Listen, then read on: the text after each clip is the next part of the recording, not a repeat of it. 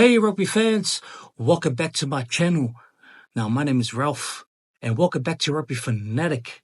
Now today we're going to talk about something that's honestly been brewing for a while. And it's not just another player heading to Japan. It's the bigger picture, the All Blacks allure. It's fading. It's absolutely fading. That's not clickbait. That's the truth. So there's been some fired up discussions about this topic.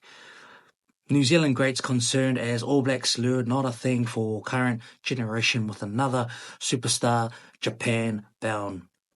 So let's break it down because honestly I get it, I understand, but also I'm worried.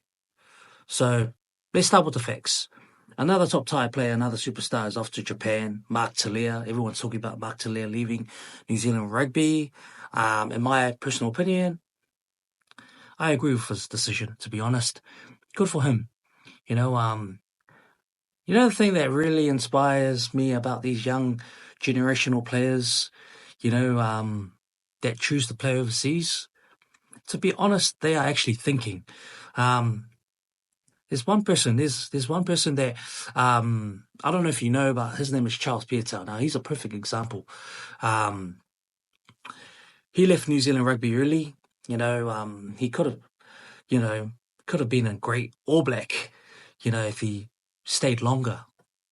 But he was thinking smart that he chose to play over in the UK, and he's probably the highest paid rugby player in the world. And he's represented Tonga, and, he's played in the New Zealand Sevens and under-20s. He had a remarkable career. But he was thinking smart because he knew that, his time, in New Zealand Rugby was limited because there were so many great players. There were so many good players, over him. So he made the decision to move overseas. And now, he's doing well for himself and his family. And, man, that's huge. And that's a good thing about these young players. And they are thinking smart, because, you got to have a backup plan when you're playing rugby. There's always got to be plan B. If plan A doesn't fall through, then plan B, and, awesome to see all these Pacific Islanders, small, Thai nations have, playing overseas. So good for them because we've got so many wingers in New Zealand and so many amazing wingers, electrifying. So, there's a lot of wingers that are hungry for their position. So, honestly, it will be good for those young ones to come through. And we've got a lot of wingers nowadays in the modern game. So, good for him. Good for him, But I guess, the purpose for him to leave, New Zealand Rugby was probably, big money, shorter season, better lifestyle, obviously, and less media pressure, of course. He doesn't have to carry the whole nation, the weight of a nation. It's not easy when, not that I wore a black jersey before, but, for those players, it takes a lot of responsibility to be playing, for the All Blacks. So it's a lot of pressure on the players. But who can blame him? Who can blame Mark Telea? Who can blame, Sean Stevenson? But yeah, I don't blame them. But here's the concern. It's not just one guy. Okay, it's not just one guy. This is a trend, a pipeline. And it's one that's draining the blood out of New Zealand Rugby. So, you got players in their prime choosing overseas contracts over wearing the black jersey. That used to be unthinkable, right? But now, it's normal. Why? That's the question. Why? Well, let me tell you why. Because the All Blacks, once the pinnacle, once we're, dominating, now have a competition. Not, on the field necessarily, but off it in life.